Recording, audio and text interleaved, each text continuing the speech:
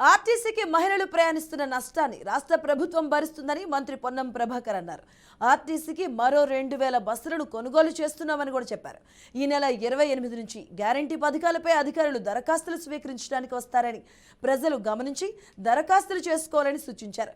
నిజామాబాద్ జిల్లా ఆర్మూర్ ఆర్టీసీ బస్టాండ్తో పాటు డిపోను మంత్రి సందర్శించారు. ఇక మహిళలతో ఉచిత బస్సు ప్రయాణంపై మాట్లాడి విషయాలను అడిగి తెలుసుకున్నారు.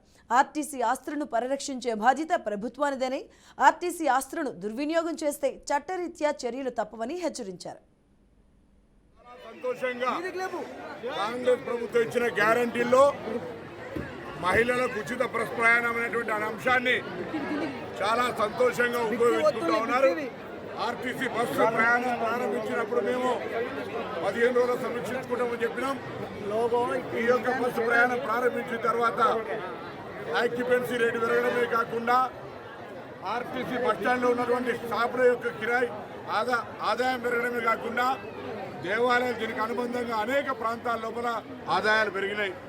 ఆర్టీసీకి ఏదైతే మహిళలు ఎక్కుతున్నటువంటి నష్టం జరుగుతూ ఉందో దాన్ని ప్రభుత్వంగా మేము భరిస్తూ ఉన్నాం. ఆర్టీసీలో మహిళా ప్రయాణానికి సంబంధించిన అంశం లోపల రివ్యూ చేసుకునే సందర్భంగా రాష్ట్ర వ్యాప్తంగా కొత్త బస్సుల సౌకర్యం అవసరం ఉంది.